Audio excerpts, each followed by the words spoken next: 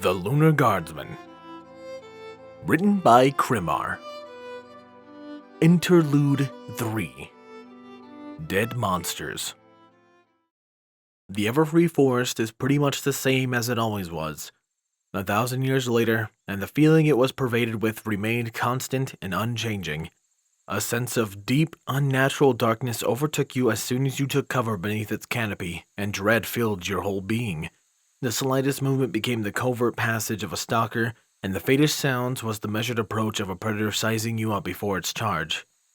The shadows in here were not the soothing gentleness of my night in an open field.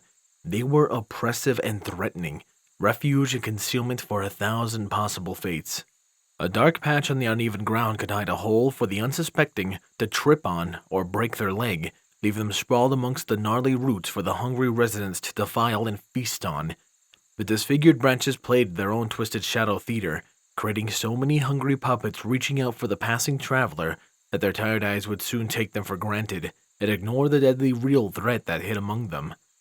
The Everfree shadows were not anyone's allies, not for the strangers that strode into or the residents of these woods. I felt more at home in this dangerous forest than I did at that unknown castle with my sister. At least here I knew what to expect and what was expected. I wondered if my companion did. He seemed strangely exuberant. You understand that we only have a little more than an hour of daylight, at best before night arrives. I try to warn him. He has told me that he has hunted here often, but given his horrific timing and what seems to be the unconcern for the threats of the Everfree Forest, I find myself questioning him for the first time since we met. Granted, we would only skim the relative edge of the forest and stay far away from the deep depths where the true horrors lied, but even the comparatively safety of this area translated to monsters that could kill us in seconds if caught unaware. Exactly as planned, Rigdon says. He kneels down and bends the bow so he can finally brace the string on it. It takes considerable effort for him to do it. The wood is thick and the string lightly vibrates as it struggles to keep it from springing back straight. You wanted to hunt at night? I can barely believe that he would try something like this, and a simple hunt for food. If this is an attempt to impress me... No. I just don't like spending the whole day cramped in a little niche in the bushes, waiting for something to come by. He uses his shoulder to hang the bow on his body, and picks up one of the spears. He throws the second one to me and I grasp it in my magic. Usually, I just spend an hour or two hunting. If I don't kill anything by then, some monster will invariably start hunting me at nightfall. I just need to keep on guard and have my meal delivered to me. Is this your usual hunting ground? It used to be. The last couple of years I've been hunting further south. I like to keep the area near Ponyville as clean as I can. If we had gone there, I'd have packed axes instead of spears. There are too many timber wolves down there for some reason. They avoid me now, though, so it's hard to put them down. What happens if what comes after you can overpower you? A cockatrice, for example. The spear is pretty good. He has changed the handle, I noticed, replacing it with a much longer one. A bad choice for an earth pony or a Pegasus, but for him, and my use of magic, the extra distance is always welcome. Rigdon was walking carefully, his attention dedicated to inspecting the ground for tracks. Maybe I judged his wilderness skills too harshly. He seems to know how to differentiate recent tracks from old ones, at least, and he can certainly take care of himself. Cockatrice.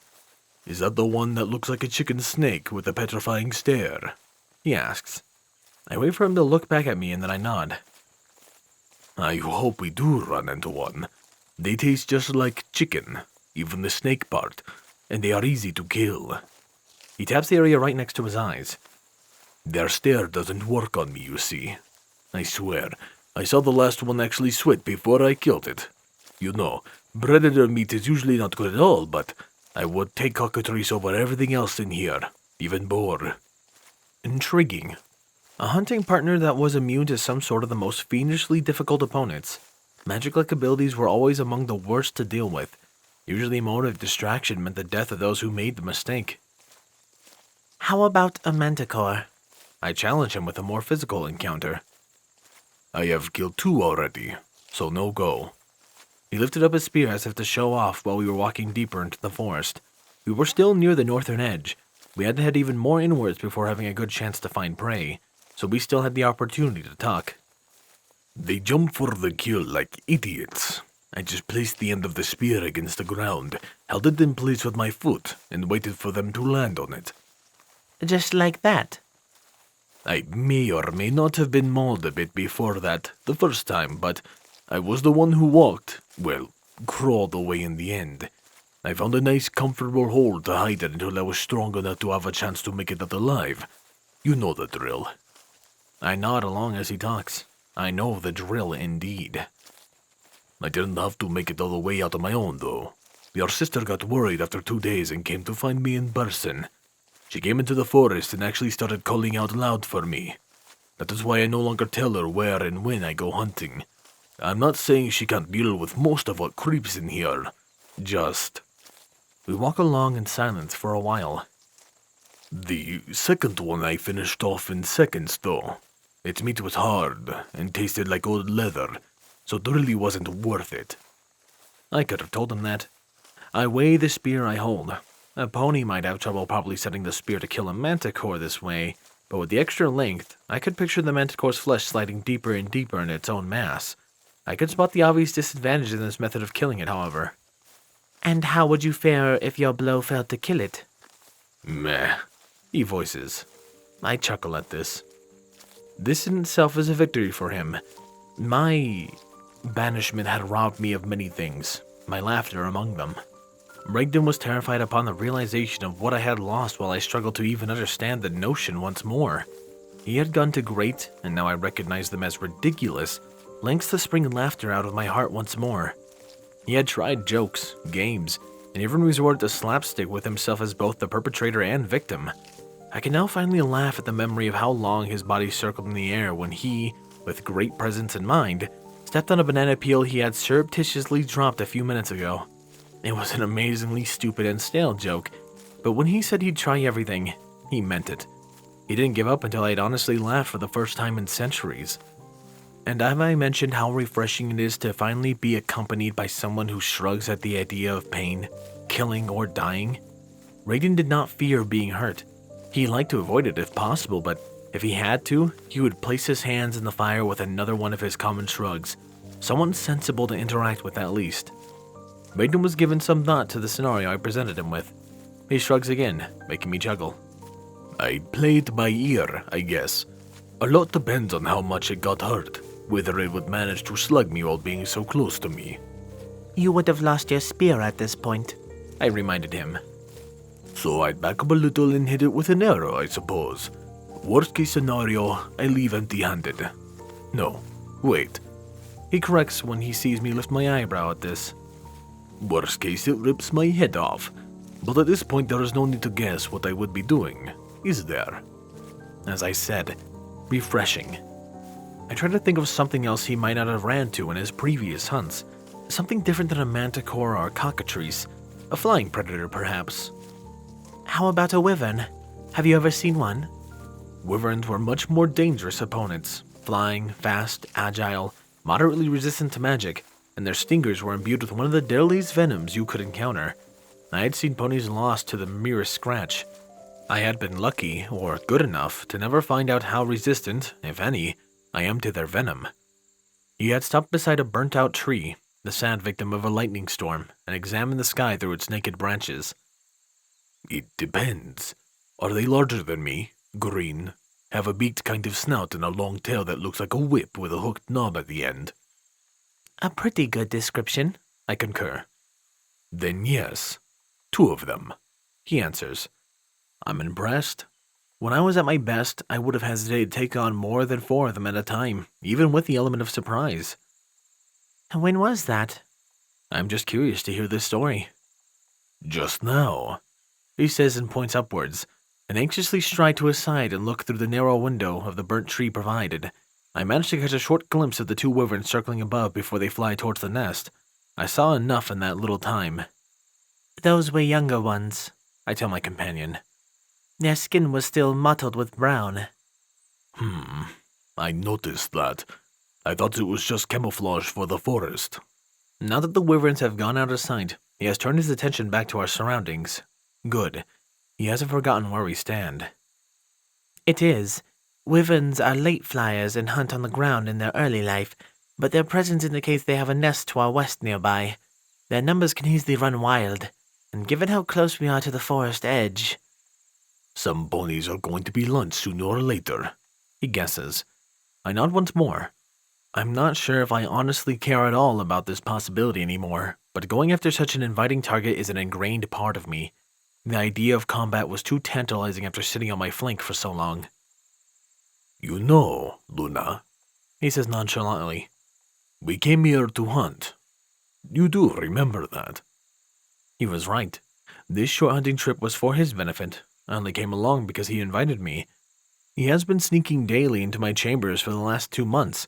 The guards still have no idea that he slips around them to talk and spend time with me, and this is the first time we left Canterlot. If it wasn't for him, I would still be trapped in my own room, waiting for the next ticking of the clock to pass the time. If it wasn't for him, I wouldn't be doing even that. These last 2 months have been a struggle for me, for both of us. I told him things I never expected to share with another living soul, and Regden in turn shared his own secrets with me. Places we have been, creatures we have fought, acts we have committed, and people we lost. There were too many of them all. Amidst those late-night conversations, we had found ourselves drawn back to the one question that a silky, inviting voice whispered seductively in both of our heads, again and again. Why keep going? What could make this struggle worth it anymore when you had nothing left? We haven't figured out a good enough answer yet. Not solid enough, at least. When you have been pushed beyond your limits, when you have no other choice but to lash out, screaming against injustice at the world that does not care, cannot care, are you still the one to entirely blame for your actions? I wasn't sure about the answer, and neither was he, but we agreed on one thing. Whether we were to blame or not, we did accept that these actions, in the end, were our own. There was a choice. There always had been, even if it was between death or depravity. And as for punishment, retribution, the pretension of fairness that so many cling to, should there be one, if the punishment is a grace and relief like no other, do you still give it or deny it? Reprisal could not touch us. How could it? We had gone far beyond our mere deaths to being proper justice, laughable concept as it was, even if we could not welcome it. There was only one horror for each of us that could torment us adequately. But even if we had been 10 times the monsters we became, we would not deserve that. It was too much. This torture... There were no words to describe the crushing loneliness and the loss of self in the sea of the inner terror. Neither of us would face banishment again. We would see this world burnt down to ashes before this happened once more to either of us. We'd rather kill everyone and everything than... The path of retribution was barred with the twin chains of want and fear. That left us with only one other possibility to consider. But it wasn't time yet. Our plans were still in infancy, mere shades hinting at the idea of an outline at this point. We were going to build our arms and prepare for a war they had no chance to win. Scout them out and aim for the chinks in the armor of this kingdom before we strike. Not on our own. The two of us would not be enough. We were discussing a possibility that could be the key in everything. A small army trained to our standards. This time, we would do the worst in the best way possible. Their disdain would not influence us. Their animosity was unimportant. We would show these fools what hid in the deepest darkness. And that in the absolute murky depths they would find us. You are correct, I tell him as I return to the present. We are here to hunt. Still, he says thoughtfully. Nest, huh?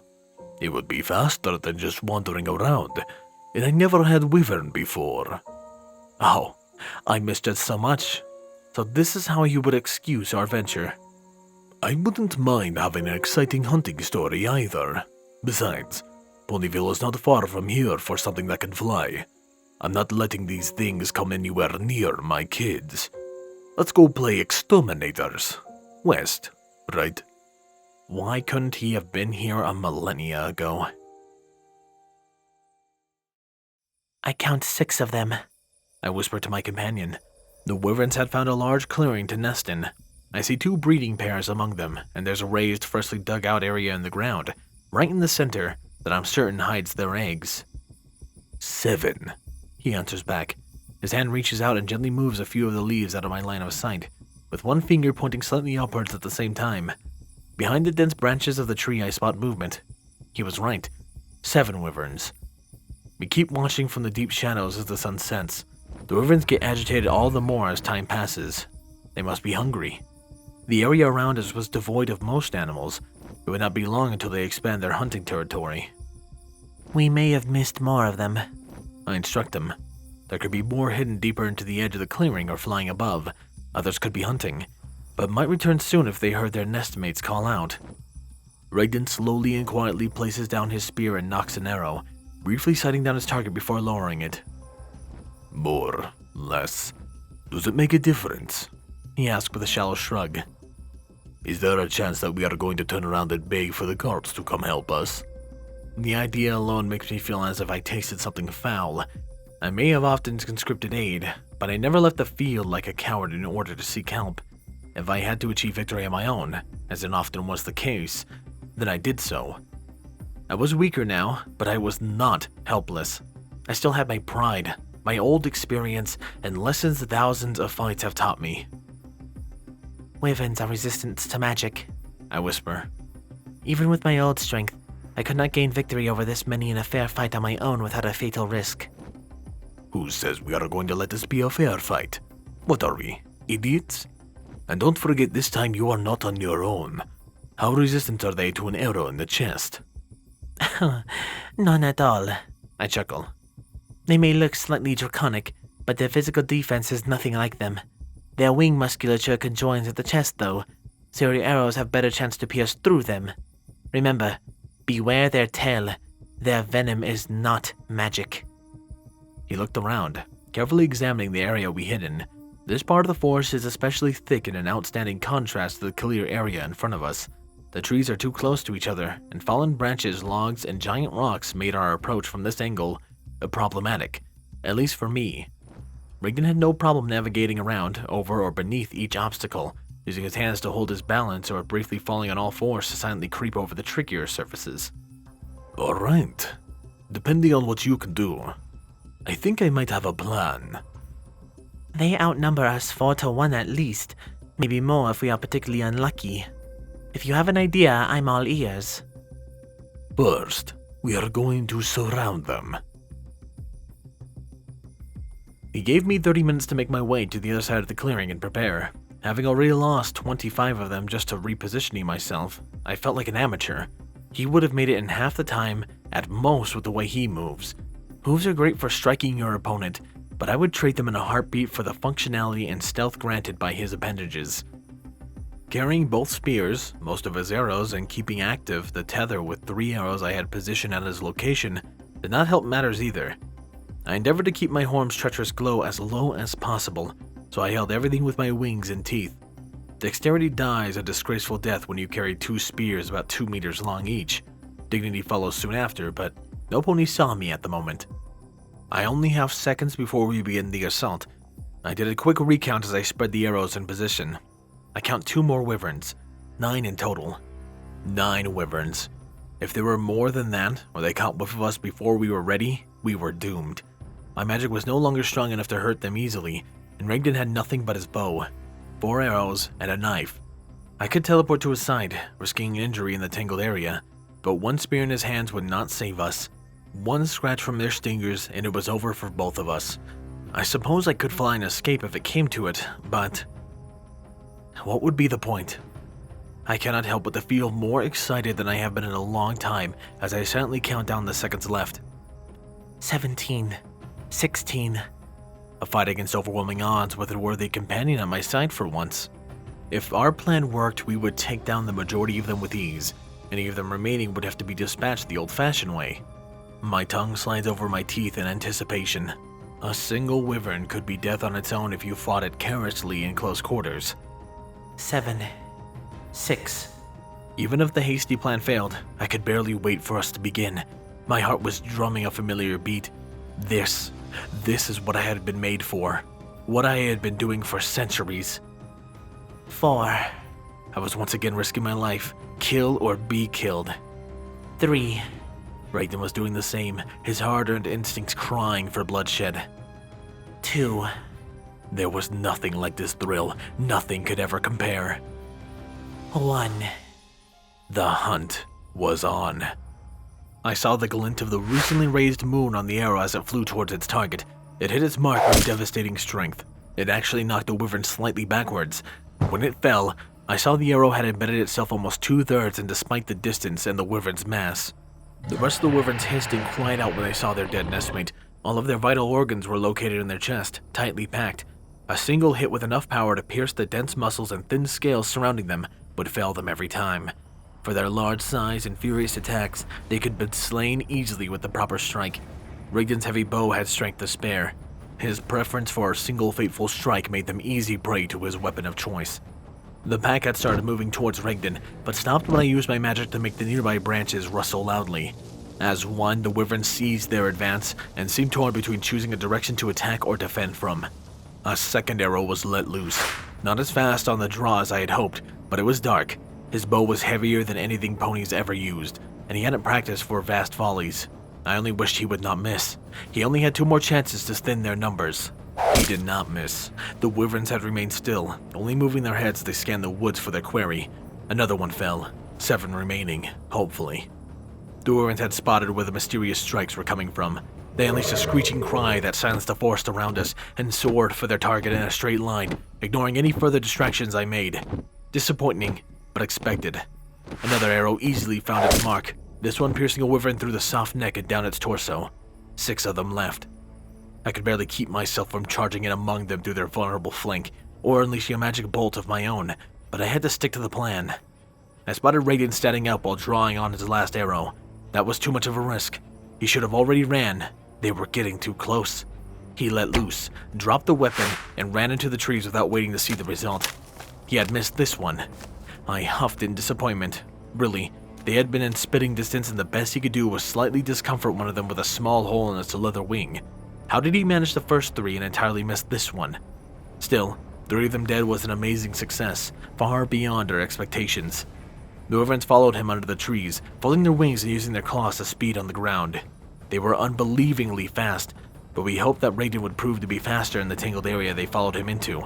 As long as he did not trip, he would make it. We hoped. It was completely dark among the thick trees, and he had less than 30 minutes to memorize the route he would take. I used the time I had to charge up my spell. I wanted each arrow to have at least as much force behind it as his own. He would never let me hear the end of it if they just bounced off their chest. Of course, in that case we would be dead, so there was really no point in obsessing over this eventuality. Angry thrashing, wood splintering, and Raiden's taunting bellows are heard from the forest across. A little over a moment afterwards, Raiden makes his way into the clearing from the same point the wyverns entered. He had managed to take them in a circle. Good. That meant they would be after him any moment now, packed together and in position. Scant seconds later, the wyverns scampered across the dense forest edge. They stood still for a moment as they located their prey and unfolded their wings. They soared low to the ground and charged for the meat that brought them so much trouble. "Lunar!" Raiden yelled as he ran towards me. He sounded out of breath and exhilarated. He had been having fun. Time to have my own. I smirk in anticipation, just a bit closer. The glow of my horn intensifies, shining his way to make me a lighthouse. "Now!" I yell back. He dives to the ground as I instructed him, rolling in a smooth motion to bring himself looking the other way around. At the same time, I unleash my spell. 23 arrows give in to the pressure that was building inside them and are magnetically pulled towards the 3 arrowheads I had tethered them to at the other side of the clearing. The sudden discharge of magic dazes me for a few moments, but it was nothing compared to how I would have felt if I tried the same through more traditional spellcasting. I did not waste time trying to witness the result. Raiden is unarmed. I grabbed the 2 spears and dashed right behind the arrow's path, making my way towards him. The spell had been an unmitigated success. 5 more wyverns lie dead, pierced like pincushions. Or not. I can barely make out the feathers at their end, so deeply they have penetrated their target. Using magnetism instead of pure force to launch the arrows worked as effectively as he promised. Bolts of pure magic be damned. I had a new favorite method of killing. The last of the monstrosities, the one Raiden had made a hole in its wing, had been sheltered by its brethren in front of it. I throw one of the spears towards Raiden as it slowly comes for us. We make our way to the opposite sides and around it, without the need to communicate our intent. The wyvern screeches angrily and turns towards me, a wise choice made by the unthinking animal. I had a greater reach than Ragden with his spear, and I was the more dangerous opponent. It lunges forward, trying to bite me with its beak-shaped snout. I cannot help but to take the opportunity it gives me for a strike. As the wyvern's head reaches for me, I smack it sideways with the spear. Ragden takes the chance he was given by its attack to cut apart the leather wing, grounding it. He is too close to it, which is a boon as the envenomed tail ends fails to pierce him.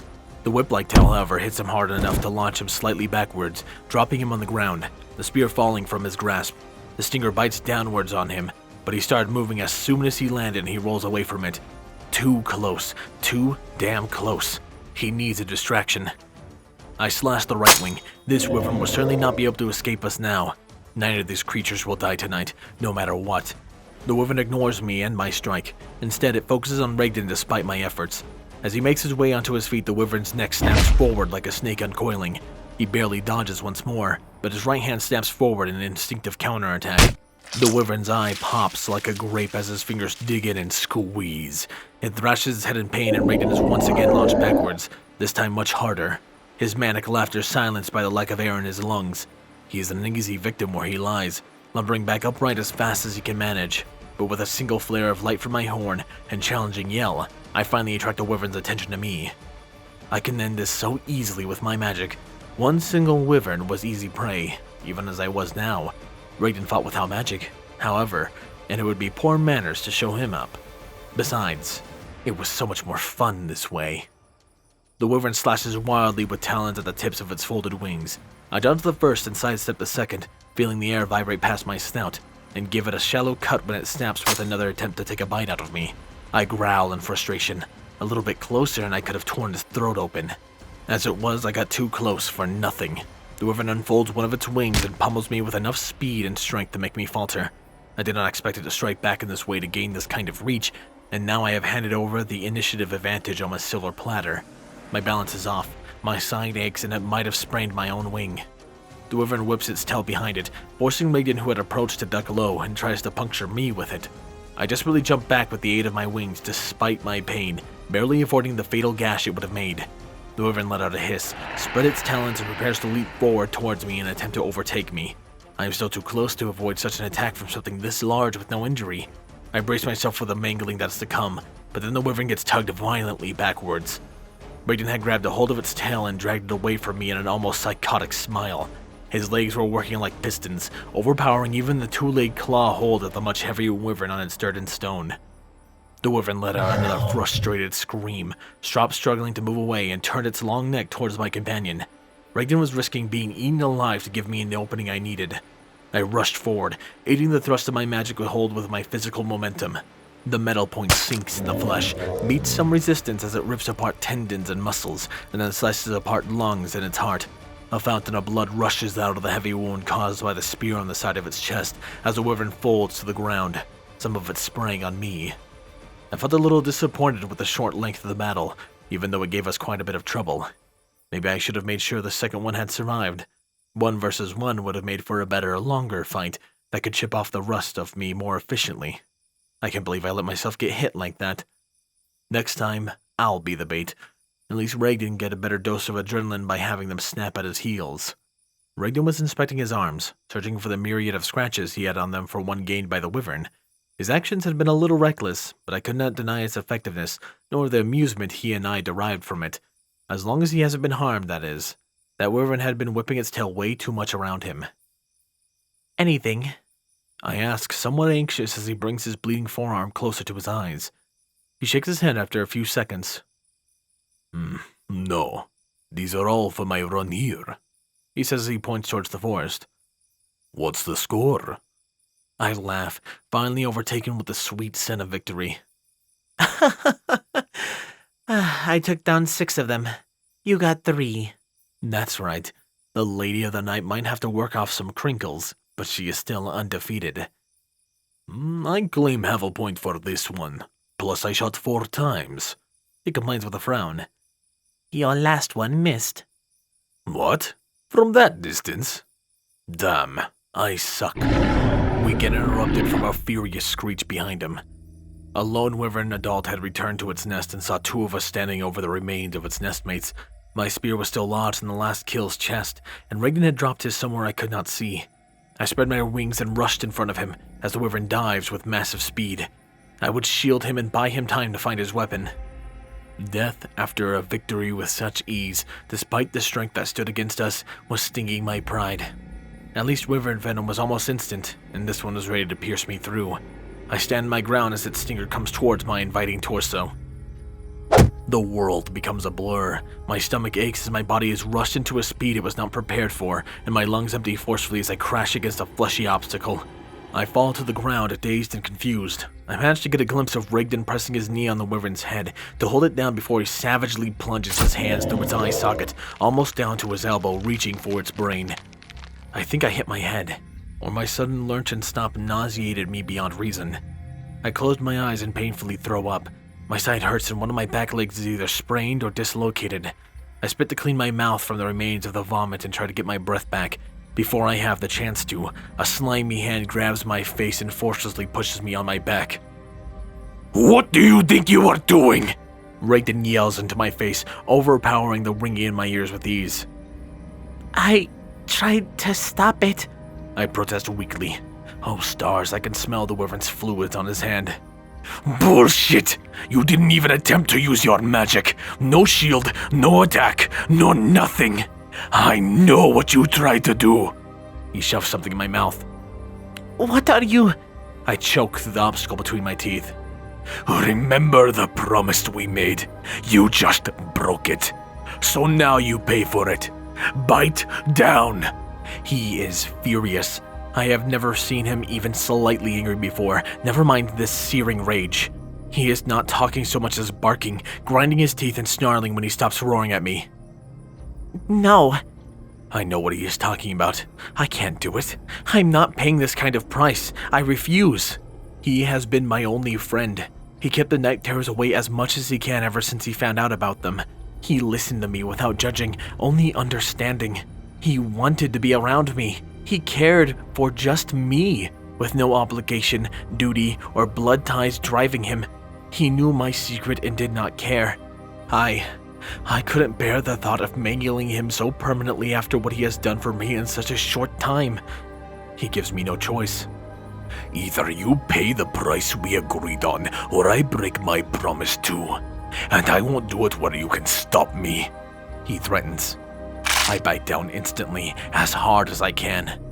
The crunch of bone thunders in my ears, and the iron taste of his blood floods my mouth. I bring bandages for Rigdon to replace the rags he had used to staunch the blood flow at first, and to cover the wound later. He had removed them a few moments ago, and is critically inspecting the damage I did to him. How is it? I ask him. I have no idea how the anatomy of his hands work. Could removing one of his fingers damage the other besides it? Have I robbed him of the efficiency of one of his precious hands with my selfish actions? He picks up the bandages and gauze I have placed on the table in front of him, and carefully starts wrapping it around his hand. I move in to help him, but he jerks his hand away from me and shakes his head. That wouldn't be much use anyway. It is hard to apply a bandage with care on someone who dispels your magic field as soon as it touches him. "I have no idea. I never had to deal with amputation from the healing side of things, at least in long term," he finally says. "I think it's going to be okay. It doesn't bleed, and you cooked it pretty well. It has a nice crust and everything. It looks delicious." He jokes. Does it hurt? He shrugs. "A lot. Cauterizing is always hell. We can't do anything about the pain now, so why dwell on it? Later on, we can open up that whiskey bottle I saw in your drink cabinet and celebrate our successful hunt properly." Rigdon wiggles the little stump he has left. "Huh, it's true. I can still feel it." He chuckles and seems to talk to himself. "I am nine-fingered like him, only I wasn't wearing a ring to lose." He tightens the knot he made with his other hand and teeth. He winces as he forcefully presses upon the fresh injury. "I miss proper painkillers so much," he whispers, but I hear him. I'm sorry. I wasn't really thinking. This won't... He presses the hand that is still unmarred on my lips to silence my apologies. "Hey, the whole point of this is that it's done and over with. There is nothing to forgive now." we start anew. Agreed? Agreed. I answer, smiling, and I kiss him on his cheek on an impulse. I honestly have no idea where that came from. He reaches where I kissed him with the tip of his fingers. He is actually blushing. I cannot believe I managed to make him do that so easily. I would have made fun of him, but I hoped my own dark coat was enough to hide my own burning cheeks. Well, at least my efforts are appreciated, he awkwardly jokes. He fiddles with the bandage for a few seconds, keeping his eyes away from me, before he jumps on his feet. Oh, Celestia, sunrise is only hours away. Celestia will be coming over to check on you later, and we don't want her to know where you have been. Bathe. You need a bath or she'll know. I'm going to go and prepare it for you, alright? I'll be right back. He rants in a panic, barely bothering to breathe, and rushes into the bathroom, almost tripping himself up, closing the door behind him. That might have been a mistake. We will have to clear up things later, or just ignore it in its entirety. Yes, that would be the wisest move. We don't need any further complications. This kind of thing never happens to someone like me or him anyway. I can hear the water filling the large bathtub from where I stand. Raiden in his haste failed to close the door properly. I listen to the taps running with eagerness to soon put myself beneath them. If there's something I really enjoy about this modern age, it's the plumbing. It would be hard-pressed to return to making do with the icy river or heated up buckets of water and a pile of rags in the corner of a room, especially midwinter. Now that I think about it, I remember that some of the past noble mayors, even my sister, used to have maids to help them bathe.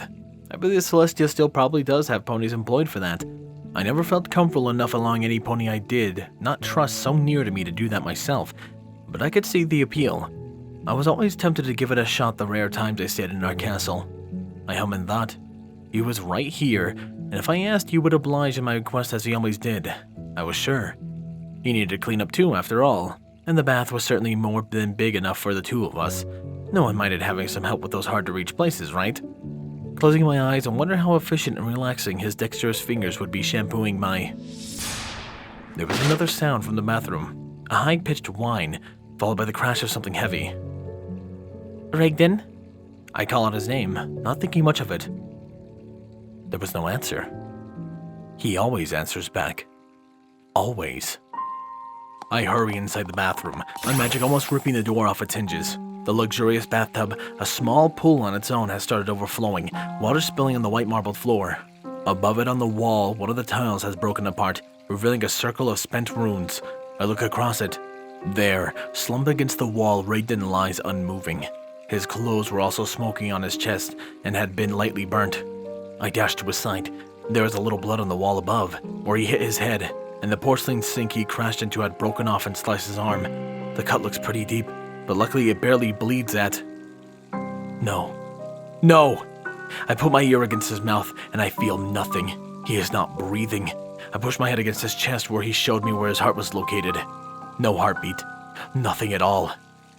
No, stars above, help me. This wasn't supposed to happen. He is immune. No magic, either from the spell, rune, or pure force should be able to touch him. How? How did this happen? I look back at the runes, desperate to decipher them, to understand what was done to what's mine. It is sloppy work, inelegant work, but it worked well enough. It stored magic inside it. The paper-thin tile had hidden the slight glow it would have generated. It detected the water level in the pool underneath it, and then collected all that magic to turn it into a lightning spell. His heart. I had to restart his heart. If I take too long... How? He mentioned something about this once, when we were discussing what little he knew of his kind's medicine. Compressions to the chest and forcing air into his lungs using your own. He mentioned a steady rhythm that you had to follow, but either I could not remember it or he never said what it was. But what he had said was that this was relatively rare to work, even less if you didn't know how to properly do it, which I did. The other option was... another electric shock? I think that's what it was. He said they used a machine. I think ponies might do the same thing, but I'm not sure. I've almost never been at or used hospitals of any kind. I could do it with a spell, but it had to be directed to the heart, didn't it? How powerful was the shark supposed to be? I was wasting time doubting myself when I needed to choose a path of action. Another electric shock. It would either work or it would not. I could start with a low-power spell and amp it up as I kept trying. If I attempted restarting his heart with the other way, I would have no way of knowing whether I was doing it wrong or right until he either came back or was there nothing left to save. I could drag him to the castle's infirmary, but if I was wrong and they didn't know how to save him either, no time. I have no time. I turn off the faucets and swipe the water away from him with my magic and lay him down on his back carefully. Did he hurt himself when he crashed against the wall? Was his spine still whole or had he broken it? No. I should focus on the immediate concerns. Bring him back to me first, tend to whatever injuries he has afterwards.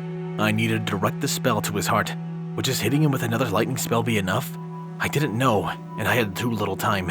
How would I do this? If his touch wasn't stopping me from casting, I would just stab him with my horn and then cast to make sure. But I can't, and I don't know exactly where I should. I have an idea. I move quickly. I'm not sure how long he can stay like this before he perishes entirely, but I've allowed 2 or 3 precious minutes to pass by me in vain. I run back outside and head to the dining room. I need a knife, but Ragden's is too large and sharp. I rip open the cabinet where the cutlery is stored and take one of the dull butter knives. I make my way back to my precious companion. I would have teleported, but I did not want to risk my magical reserves. I have no idea how many tries this would take me. He hasn't moved. He's still not breathing. I kind of hope I find him sitting up waiting for me with a smile, waving away my worries. Ragden is dead. My friend is gone. His corpse lies right in front of me, getting colder by the second. They killed him. Samponi took him from me. I grab his shirt with my teeth and pull. The fabric stretches and then tears. In the bright, strong lights of the bathroom, his scars are painfully visible as the bruises he got earlier. There, right over the center of his chest, the scar Celestia gave him. I can use that as a guide. I take aim and stab him. A few drops of blood ooze out, but nothing more follows. His heart is no longer beating, so it can't pump his life outside his body. I have my connection. This should be close enough to almost touch his heart if what he told me was correct. I just hope I angled it right. I focus and cast the weakest lightning spell that I can on the knife's handle. Ragden's body spasms lightly. I press my ear against his chest once again, mindful of the knife. Nothing. Another shock, more powerful this time. Nothing again. A third one. His skin has gained new burns and a slight whiff of cooked flesh starts to premeditate the air. Please, please let me hear his voice once more. Don't take this from me. Don't. No heartbeat. I swipe at my eyes. No, I had to keep going. I needed to cast a spell with more power. I was too gentle. Ragden can handle some rough treatment. He would not let death win. Not now. I would not allow this to happen. I won't lose what little I have left. I cool down the knife with a frost spell first and then hit him again with as much power than the last feeble attempts. His muscles contract and expand violently. His torso rises up in one sudden movement, stays up for half a second, and then lands back down on the floor with enough force to dislocate the knife. I must have either cut something or the sudden lurch did, because blood started gushing. Blood! Ragden takes a sudden deep breath and starts coughing. He lives. He lives! I kick the knife off of him and quickly pull down 2 towels with my magic, throwing them on his chest and gash on his arm. I push against him with a hoof and wing to staunch the blood flow that has finally started in earnest. The coughing and gasp for air continue for a minute. I don't trust my own voice to speak yet. I just wait for him to regain his senses, drinking in the sight of his chest rising and falling in an unsteady rhythm. He finally has enough control of himself to open his eyes. There is obvious pain in his face. His eyes have reddened up with blood from burst tiny veins. There's a small tear of bright red leaking down his cheek from one of them. He looks at me as if not recognizing me. Lunar? He asks unsure. My relief is beyond words. I had feared I had taken too long, that I failed him. I blink rapidly to chase away the burning in my eyes. It's me, I whisper back. I can barely keep myself from crying like a fool. He was dead. He was dead, and now he has returned to me. He hasn't left me. I heard you call. I tried to answer back, but... He coughs. His voice is rough and hoarse beyond words. I can barely understand the raspy sounds he whispers. I couldn't. I tried, but I couldn't. I'm sorry. I tried as hard as I could. I shush him gently. Stupid stallion, needlessly worrying about not answering to my summons for once. Everything's okay. You are going to be okay. I use my unoccupied right wing to caress his shoulder, to assure him that nothing else is going to hurt him. I think it helps him calm down, so I keep at it, needing to reassure it myself. What happened? He rasps. He takes deep, fast breaths as if he'd been running all day with no stop. I tell him. He doesn't remember what happened after he stepped into the bathroom. I tell him how I revived him. He weakly tries to lift my hoof from his chest so that he can see the stab wound for himself. I allow him a quick glimpse before I continue applying pressure. I need to bandage his injuries. I remember where I left the gauzes. I summon them to my side, and with as much help as he can give given his condition, we wrap up his new injuries. Thankfully, his severed finger did not start bleeding again. Several minutes passed in silence as he rested. Help me up, he finally demands. There may be other injuries, I caution. You might have broken something. Then help me get up and find out. I would have wanted to do the same, so I help him up, having no counter-argument that wouldn't ring false. He is struggling to keep his balance, staying upright out of sheer willpower than strength. His body shakes and he can't hold his limbs still despite his obvious attempt to do so. This was a trap for you, he says. Someone wanted to kill you. The rage I saw earlier is slowly returning, targeted at the unknown assailant this time. Attempts on my life were nothing new, but usually it took in form of dark silhouettes advancing on me while I rested. I never expected to face assassination in this new, softer Equestria that my sister had built. My naivety almost did cost Rigdon his life. Whoever did this would scream for mercy that would never come. They bucked with the wrong alicorn. I was no soft Celestia. He stumbled towards the rune work on the wall to examine it. He almost falls, but I stay by his side and steady him. Despite the agony of every little motion, he keeps moving, refusing to give in to something inconsequential like pain when he has a goal he wants to achieve.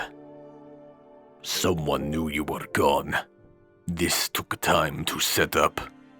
The guards. Maybe. Or they just took a hike when they heard the purse jingle, if they were even around. They are not really keen on guarding you. There are days I just walk up here with no one to stop me. He collapses on the edge of the filled bathtub. There may be more like this. He groans. I agree with him. I certainly would have missed a chance to place more traps ready to sprung if I were in their place. The possibilities were endless. We couldn't trust anything in any of our rooms anymore. Everything could be trapped, poisoned, or envenomed. Everything edible and drinkable could accommodate death. Every door was a gamble. A needle hiding in the furniture could be waiting to deliver a lethal scratch. A simple walk to the exit of my tower was now a threatening undertaking. Give me a few more minutes, he gasps, moaning in pain as his body keeps convulsing periodically. Then we start searching everywhere. After that, I'm moving up here with you.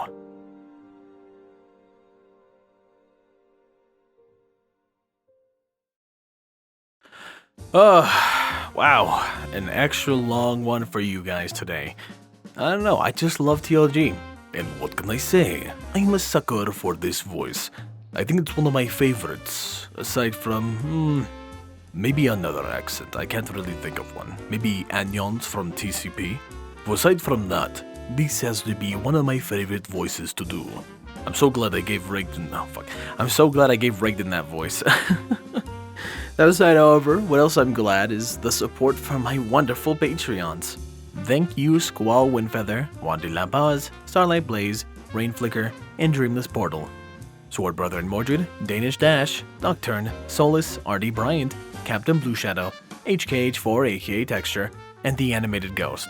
And of course a large thank you to Silent Titan. I appreciate your guys' support so much and it means a ton to me. That aside, however, this has been Firehearth. Have a wonderful day.